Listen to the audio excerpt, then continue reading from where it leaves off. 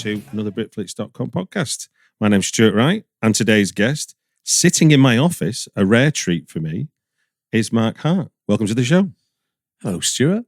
Nice to be here. I believe I will be the last person to sit in this office. Is this correct? It is. And to be honest with you, since it's been redecorated, you are, for the purposes of being able to comfortably invite people into my environs, you're also the first. I'm duly honoured. Thank you very much. Now, we've not come here to talk about my office logistics. I think we should. Well, we'll do that as a postscript.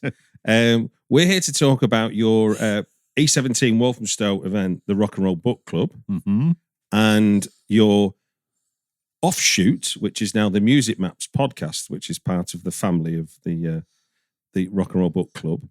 And then we're going to talk about what I've been calling 3 films that have impacted everything in your adult life, and that you've kindly interpreted as 3 things we're going to talk about around film, but we'll do 5 minutes on each thing. Does that sound about right? Happy with that. Good man. Right then, let us start at the beginning then. You founded Rock'n'Roll Book Club in Walthamstow. I guess why, and what was you thinking when you first started doing it? What was the impetus for you? I've always read a lot of music books, memoirs, biographies, genre accounts. Yeah. More than anything else. I do like political diaries, a little bit of fiction, but I'm mainly non-fiction, and I read and have read a lot of music books. And in Walthamstow, I've lived here for 20 years. First 10 years I stayed in because we had kids. You know what it's like. You look after your kids. But when they became a little bit more independent, there was a local music festival, the Walthamstow Fest, it was called. Yeah. And it was all very good, but I wanted to contribute to that. And I suggested I did an author event at Waterstones in Walthamstow. I suggested this because a few years previously, I hosted a couple of author events in Manchester where I'd been at university, and they were good fun. I enjoyed it. So I just thought, I can do that again.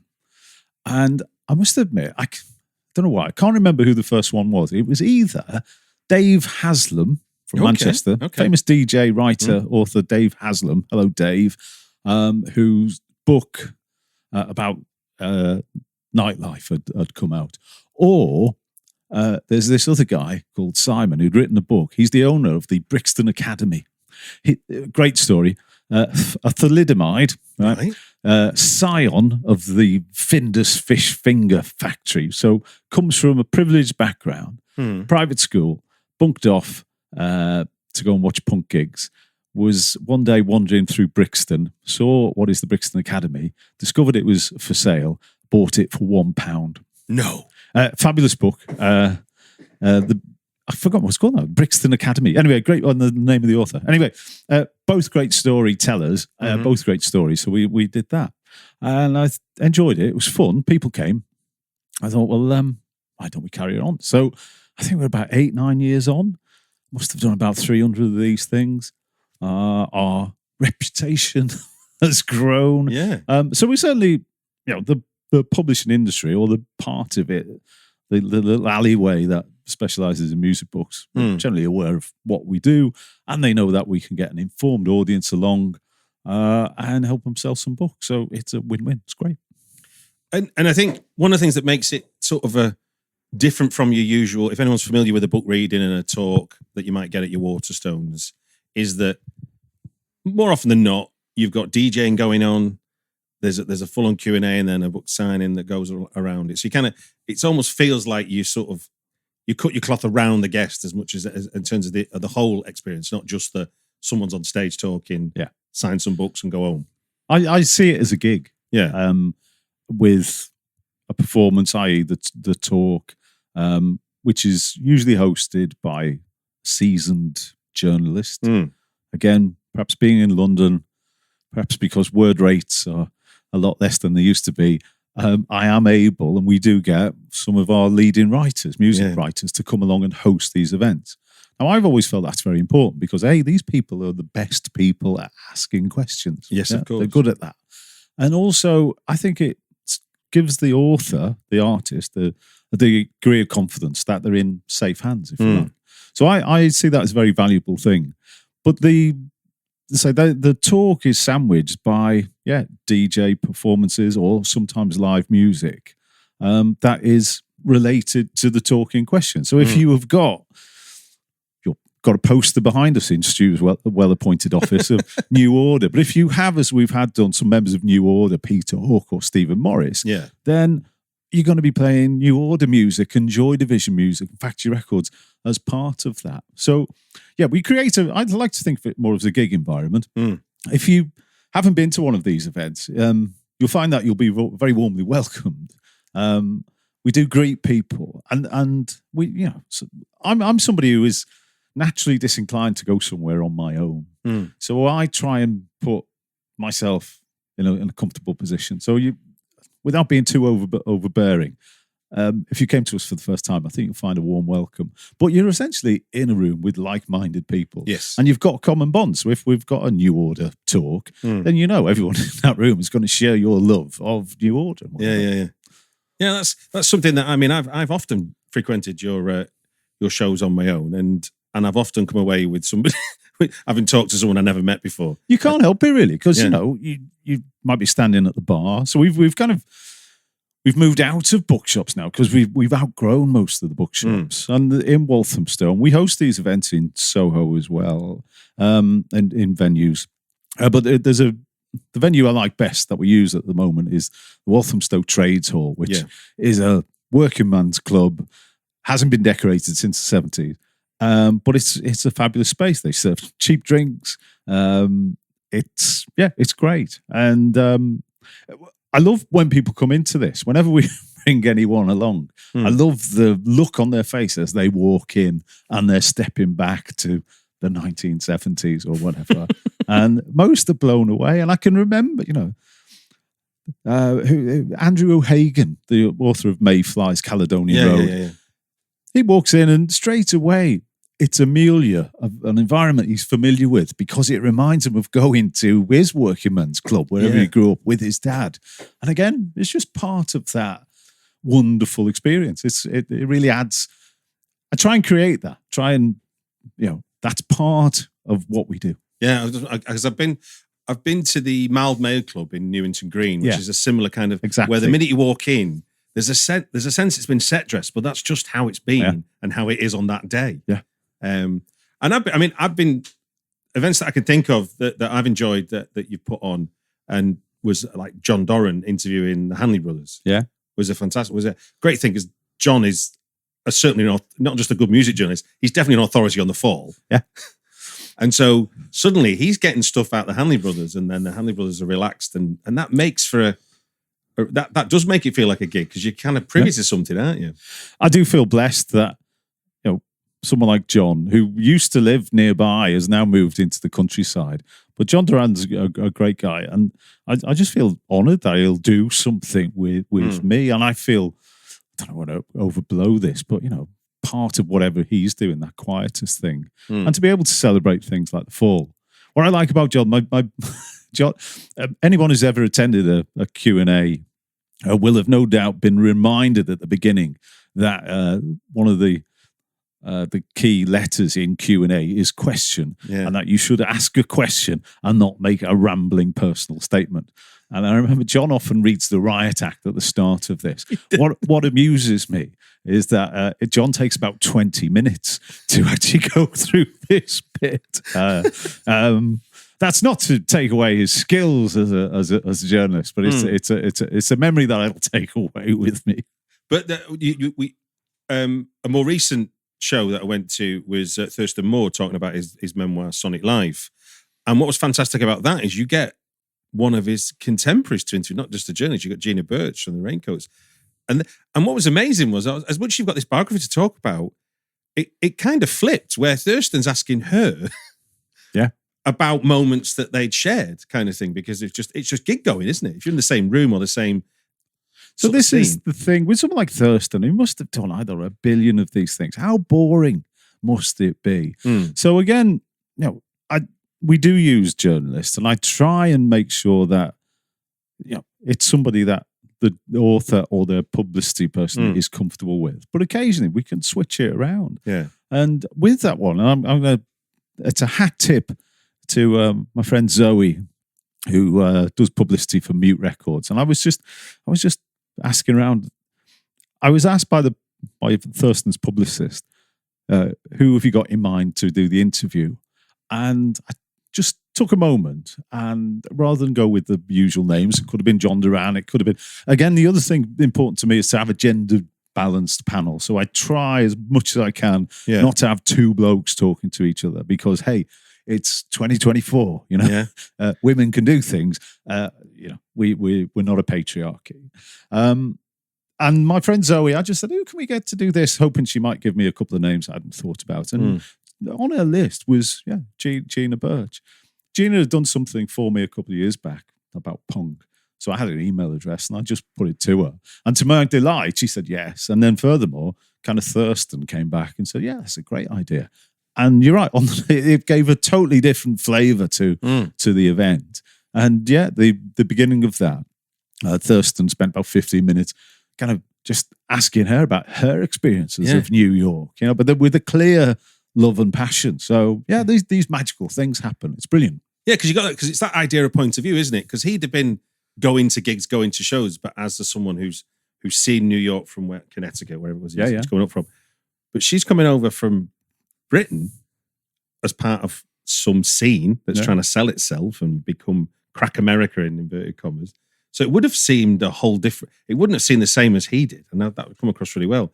And you talk about that again. It was that idea of gender balance and stuff. When you got Miranda Sawyer to interview James Brown about his memoir Animal House, looking back at Loaded and well, not just Loaded, but Loaded was a big part of the story, and it was really good because that ended up being quite.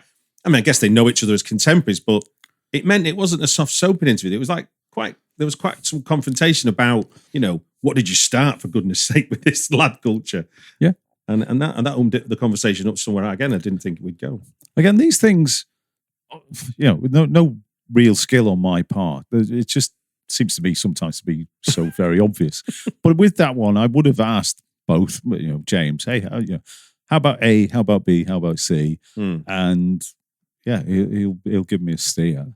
But I'm pleased you kind of enjoyed that, because I think it's how you get the best out of that talky element of it, and that's really what people are coming for. But as we've said, it's the overall night that we're creating, the music, the comradeship, the opportunity with someone like Thurston Moore or some artists who are still playing large arenas. So if you go and see them live, you're going to be some distance away. You're not going to have FaceTime with them. Where at these events, when they're signing a book, everyone's got their phone out. Do you mind if I have a selfie? And we do that because these people have made a huge, impact on our lives. Yeah. The music that they've created, whether it's The Fall or Sonic Youth or New Order, whoever, it's massive. Yeah. And we just want to say thank you for that. And this is an opportunity to do that. So it's great. Indeed, and we're talking the day after you just hosted Kevin Sampson doing the 25th anniversary of his book Away Days,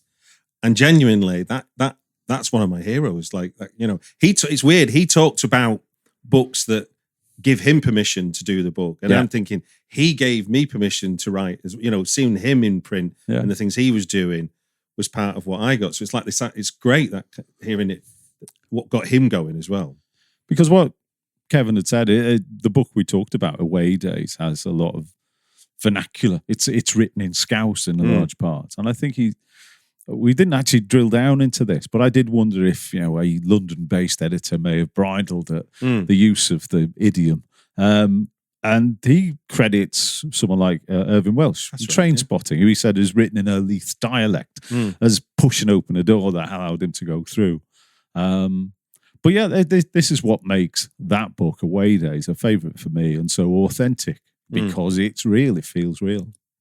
Now, you've diverted while keeping the Rock and Roll Book Club going. You've now created an offshoot to it, which is Music Maps, which is now a podcast. And it's interesting that you don't record any or all of your Q&As, do you? We do. We capture most of them in audio. I think we actually filmed last night, but we're not. We've never really got behind the the editing that you need to do to pull together a nice video package. But everything is captured. But we've never done anything with it. And for years, people have said, oh, why don't you stream things? I would love to come to the event, or I live in America. Can you stream this? Now, you can, but there's a cost. And really, is it worth the problem? What I like to say to this, and it was a phrase I picked up from Peter Hook, actually, when I think someone asked, can we stream it? And he said, no, we want to protect the integrity of the event. What it really means is Peter Hook sometimes is embroiled in legal shenanigans with his partners. And at these events, he can sometimes say something off the cuff, which maybe he wouldn't want to be heard. A little too candid. A little too candid. So, we've often been asked, can we do this? And to be honest, I thought, it's material for a podcast of something. You can see, if you go into YouTube and if you put up, Walthamstow Rock and Roll Book Club, you will find some talks, some great talks, actually. Brick Smith, I think Brett Anderson from SLADE, loads of people that we did film in bookshops or whatever. We didn't edit them. There were a standard static camera shot. So hats off if you can manage more than 10 minutes watching those. So things. then, with all that content, why then do music maps then? Where does that idea born out of then? Well, I'm going to give credit to my co-host on Music Maps, who's Simon Cardwell. Okay, who's as well as being one of the most annoying people I know, actually works ferociously hard at this. Yeah. So it's Simon who will script all these things. I'm so lazy, and I have no problem talking. And I'd rather just talk off the cuff. Yeah. Now, that can lead sometimes to rambling things, as you are now hearing. But it keeps things fresh. And I'm just lazy. I also don't really have a lot of time to do this. But Simon does an enormous amount of work. So what for the people who're not familiar with it, what's the pitch for Music Maps? What is it as a podcast? So Music Maps is simply, we take a place, a geographical location, as a starting point for a discussion, a talk about music. Yeah. So if we are talking, as we did to Thurston Moore, the place we're going to hone into is, I can't remember the name of his village town now, in Connecticut. Yeah. And really, it is a jumping off point, because we obviously talk about what it was like when he was growing up in this small town America. But it was, I don't think he uses the word stifling, but on the horizon is the shining city of New York with all this music happening. That's where he wanted to be. So, we end up talking about that. But the shtick, and it is a shtick, really, it just to differentiate itself, is, I say, we put a pin in the map, and over time we'll build somewhere. And we're trying to avoid the obvious, because if you can go into any bookshop, you can go to the music section, you can buy a book about musical places, and CBGB's will be in there, or the 100 Club in London, Eric's, the Free Trade Hall in Manchester. They've all been done. So it's nice to go and, I don't know, wander down a back road of Leeds or Nottingham or Walthamstow, where we are, and where one of our podcasts the other day was about the occasions Joy Division actually came and played and stayed in Walthamstow. They're not in any history books or even histories of Joy Division. So, that's what we do. It's slightly different to what I had in mind. I originally, a couple of years ago, I thought, well, based on the talks we do, we could do a kind of magazine format, essentially about music book publishing. What books are coming out this week, Simon? Or, this week our guest is either a publisher or, I don't know, Lawrence from Mozart Estate, and we talk to them for 20 minutes. But no, we've not done that. We're doing Music Maps. But it's another way. The great thing about, obviously, the podcasts is anyone can listen to it. I mean, if we look at our Apple listeners, I think we're number 34 in Italy, the music podcast. Now, listeners, that probably means that there's one Italian guy in Girona who's actually an English guy who's at university in Girona listening to our podcast. So don't get too excited. But I was actually thrilled. I think the other day we were like number 4 in the Spotify music lists. That means instead of one Italian guy, I think there's 9 British guys set, and it will be guys, honestly, somewhere around. But no, it means that if you are in Liverpool and if you follow us on Twitter or Facebook or Instagram, and you share this interest, you can go and listen to it and you become part of what we're doing. And if in the future we decide that we want to go to somewhere in Manchester and do a talk with Dave Haslam in his home ground, then maybe people are likely to come because they've heard of us on the podcast. Okay. So it's really, really nice. And I think what's interesting about that, and it stands across both your events and the podcast, is that what you're driving at in the end. And I think thinking of what I was saying about the Thurston Moore conversation with Gina Birch is that there is a lot of social history that isn't documented. So therefore, just airing it in a public way, someone's experience, that is still a part of popular culture. I mean, I'm not saying everybody has to be Thurston Moore to have done it. So anyone's where they saw this band or where they saw that band, or it's not always about the happening. It's about what happened to them. Yeah. The bigger narrative, like you say, has always been well documented, but that's really only edited highlights of how something became phenomena. It always strikes me, there's this curiosity. Somebody's just written a book, right? And I've invited them along to come and talk about that book. Now, surely your first response is, they'll say, hang on a minute, I've just written a bloody book. Yeah, why do you want me to come and talk about it? But they have to do it because, again, it's part of that promotional thing as well. And I wouldn't overplay this.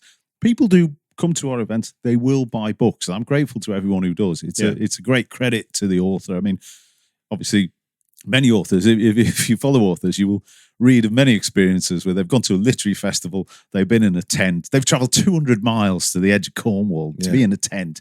3 people have turned up, 1 person has bought a book, and then gone out the tent, come back, said, oh, sorry, I didn't realise it was this one, can I have my money back?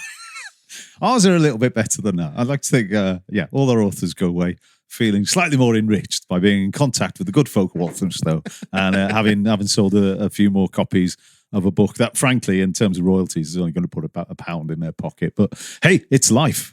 Indeed. So how can people keep abreast of when and where Rock and Roll Book Club events are? Best thing to do is go to Eventbrite, put in Rock and Roll Book Club and follow us. And then Eventbrite, whenever I ticket through Eventbrite, one of the many ticketing companies, we don't do dynamic pricing. I don't know when this is going to go out, but this is a hot topic at the moment, Oasis fans. But yeah, I ticket through this, and I'm very lazy, as I've indicated. It simply means when I put a new event on sale, the 1,700 people that currently follow us get an email from Eventbrite saying, hey, Rock and Roll Book Club put a new event on. Okay. But we're on Twitter and all the other places. I put one post up on TikTok and I feel a fraud because I'm a 60-year-old man and really I shouldn't be on TikTok. That's for kids, isn't it? Yeah. So yeah, I'm a bit worried about TikTok. Twitter. We've still, again, don't know when this is going to go out, but as periodically happens, if you are on Twitter or X, we're not going to call it X, it's Twitter, isn't it? It is. Currently, in the last few weeks, it's been a debate because it's so horrible on there sometimes. Oh, I'm leaving. I'm leaving Twitter. I am going to Threads or Blue Sky or whatever. Yeah. I've had a look at them, and basically it's like saying, I'm going to the shed in the bottom of my garden because there's nobody there. Certainly Blue Sky, yeah. Certainly that one. It's pleasant, but it's pleasant because it's like walking through a field. Yeah. And your podcast is available on all streaming platforms. All the main platforms. Yes. Well, I'll put links in the show notes to that so people can click that easy enough. It's much appreciated. We're now going to move into what I call 3 films that have impacted everything in your life and what you've interpreted as something else. But I'm happy with this, and we will start at the top. But before we do, for those unfamiliar with the format, we're going to get 5 minutes per heading. Some of it might be, we're going to talk about films. Don't worry about that. But at 5 minutes, we will hear this sound. That loud and clear at you? Sorry, just putting the earwax out my ears. Works for me. Right. So every 5 minutes, that will go off and we will end the conversation, the subject we're covering, and move on to the next one. Okay? The first heading you've given me is, and I'll start the clock on 5 minutes, is Hammer Horror Dracula, Christopher Lee, Peter Cushing, 1958. Yeah. What are we evoking here in terms of fond fear? Memories? Fear. Not fond. Okay. Fear. Go on. I don't really dig horror films. I must admit, I'm a bit squeamish, and it may stem from this. But at some point, as must have been early teenage, I can't quite work out how this came about. But I would have been watching a Dracula film, and I would have found it very frightening. Yeah, and I do remember we lived in a flat. Right? And the TV room was at one end of a corridor. My bedroom was at the end. Yeah. If I think about it, it was probably about 12 foot away. But, how old are you here, by the way? Well, I don't know. You see, I don't. It makes sense to think I was 8 or 9, but in reality, I was probably about 14 or 15. But it really, I don't know. It made it difficult for me to sleep. I was scared, and I made I can never say this word, Mephistophelian pact. Okay. So I was lying in bed. You can say Faustian, that's easy. Faustian, there we go. Thank you very much. See, we're amongst the erudite here. So yeah, I made a pact with the devil, Crossroads, keeping it music, that if he spared me, right, if he spared me from you did, you the clutches. Yeah, I'm a Catholic boy. I'm not a Catholic boy, but my family is Catholic. I think I was baptized, so there must be something back there. Yeah. But I made a pact. I said, look, if you spare me, I'm so frightened. If you can see it, to keep me alive. And we lived in a house. The flat was 49 Hillside Court, and I do remember saying, if you could spare me until I'm as old as this house number 49, which when you're 8 or 13 seems an impossibly long time away, then that's the deal. And obviously that worked because I lived through teenage years in my 20s. Yeah. As I was approaching my 49th birthday, I started to think maybe these Faustian pacts, maybe there is some payback here. Well, he's got eternity, hasn't he? So this is just blink of an eye to the devil. Anyway, I'm pleased to say that I have kind of gone past the 49th birthday, so my fear of Dracula isn't quite as acute. I think looking back at those films, I must have watched them since.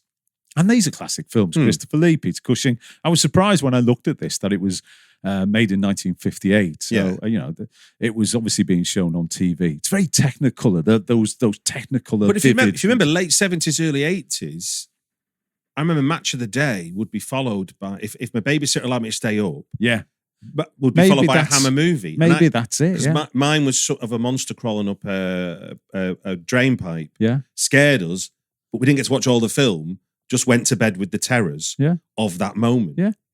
So it must have been something similar. But that one, as I say, maybe coloured my view of horror films. I'm not a big fan of that genre. But it certainly, had a big impact on me. And that was, what I wanted to talk about. So in that sense then, so have you watched many horror films of late then? If as a kid you were scared, is horror film something? No, it isn't. Violence, I must admit, sometimes you find it compelling. I remember in Casino, the end. I'm going to give away spoilers, but there's a terrible. I think we can spoil an early 90s movie. There's a terrible end. I think the Joe Pesci character is forced to watch his brother getting beaten to death, and then he's beaten, and he's thrown in this pit, and he's still quite alive. And I remember thinking about that for days and days and days afterwards. Yeah, how horrible that must be. I mean. And that had a very powerful impact. Yeah, I mean, it is not, the whole movie isn't about that. The Casino is a great film, but that is the thing. If someone said to me Casino, I'm going to think about that rather than the relationships that Robert De Niro has with whoever. So, who was you watching the film with? Do you remember? Well, it may have been my brother or my family. So my dad. We were watching some film that was a bit spooky one time. Yeah. And the kitchen was off the living room, and he must have snuck in the kitchen. We were all sitting there, and we had a tin tray, not like a tea tray. Yeah. And he just let it drop at this moment, and we all jumped out of our skins.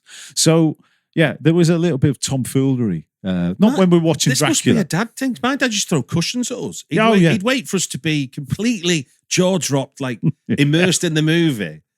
And then he'd throw a cushion at you. Exactly. So we grew up in similar households, I think. Whether that was he was overcoming his own fears and punctuating that, well, it's too late to say. But no, we were going to be. Ooh. Well, there we go. There's our first 5 minutes. Thank you for that.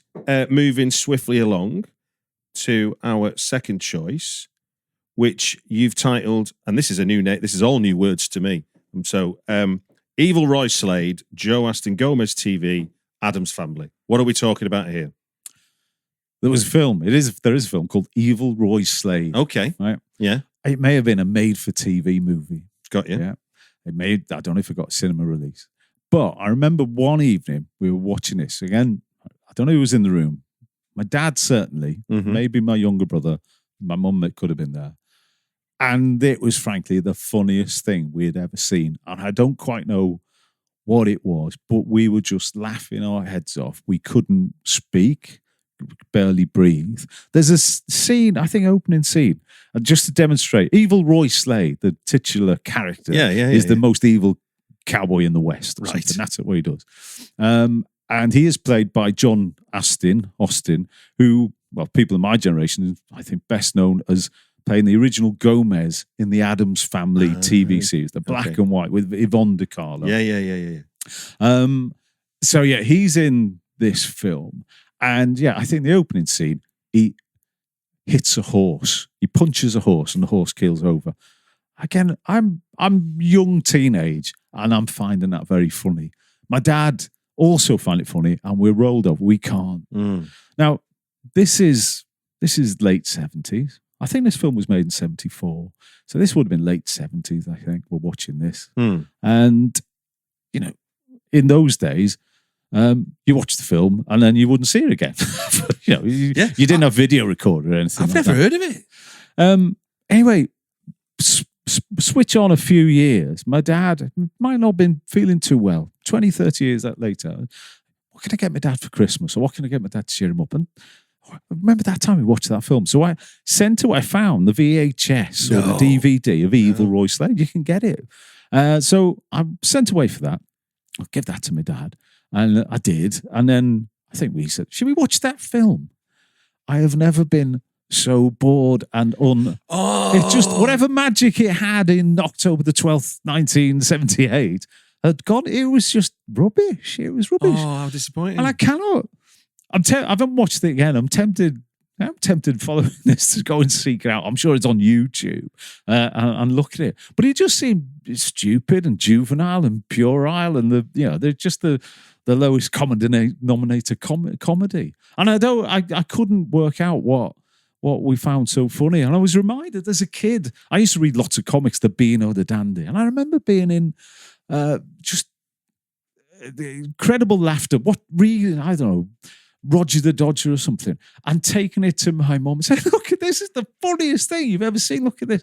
And she looks at it, and it's obviously not funny because it's written for a kid by a man with a arrested development. It's written to make a kid laugh, and I'm laughing. And of course, as an adult, it doesn't mean anything to you. And maybe that's the same about Evil Roy Slade. Have you been able to...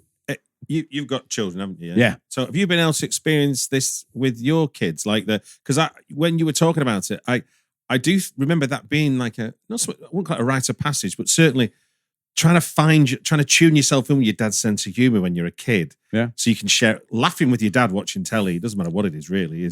If you're close with your dad, that's a really fun thing and it's a fun memory I have. And have you managed to? Have you got any memories? I can't think. There are some. We're a loving family, and we have a laugh. But I can't think of a time. I mean, maybe afterwards, on my way home on the bus, I'll remember some episode.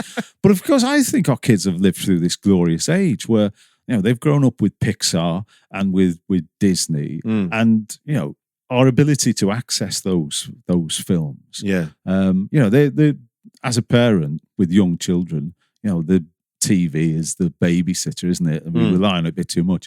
But they watched we were looking at it the other day, or our Apple account, and they've got every Disney film that ever came out, every Pixar film. And, those movies are brilliant. And we would have watched them together, and we would have loved them. I can't remember, Toy Story, funny, amusing, not laugh out loud, more cryy.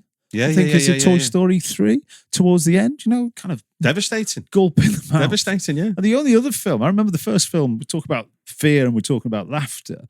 We're not talking about this, but Charlotte's Web.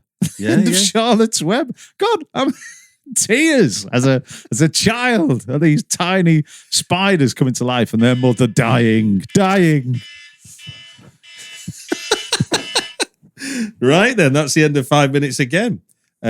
Moving swiftly along to your third choice, which is a heading that's going to give way to what a lot of us experienced in this period of time, because you were right, what you said before. If a film came around on TV, you had to wait for it to come again. And then in the late 70s, early 80s, Betamax and VHS and Video 2000, two of those didn't last very long, VHS did, came along, and suddenly we had control of our entertainment. My own personal memory of that is watching Top of the Pops at a friend's house on a Friday, because they'd recorded it from the Thursday. Wow. Mind-blowing. Absolutely. The idea you could have that. I mean, iPlayer obviously takes that to the next level, but the notion that you could watch, or when we first got a video, being able to watch, because we only got a 60-minute tape, but after I'd played under 11s in the morning, my mum and dad had taped an hour of Tiswas. Oh, wow. So I could watch it when I got home at lunch. So for you, what's the video shop opening up to you film-wise? Because I think there's a myth really that film is about cinema. Cinema's a great place to watch a film, and you know you'd always like to be there. But when we boil it down, most films we've watched them at home more than we've watched them in the cinema. So I'm thinking of films that we watched again and again and again. Right. And these were videos that we got from the video shop. And what was your video shop, by the way? Do you remember? Can't remember. It wasn't a Blockbuster. No. It was, anyone who got any redundancy money invested it in a shop, and I was going to do videos. And you mentioned the format and the format wars. Yeah.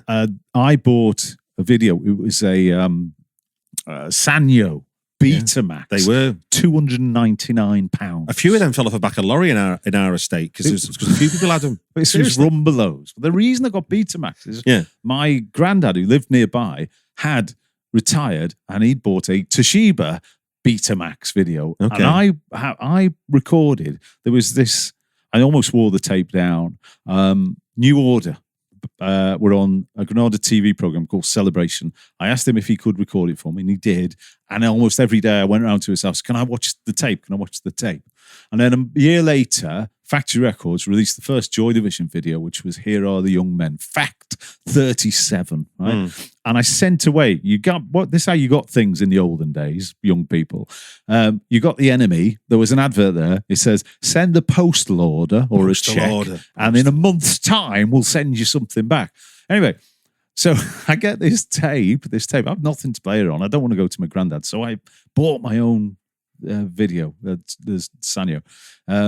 £299. If anyone's ever watched this, the film quality isn't great. But yeah, so we used to get your videos from the local video shop. Yeah.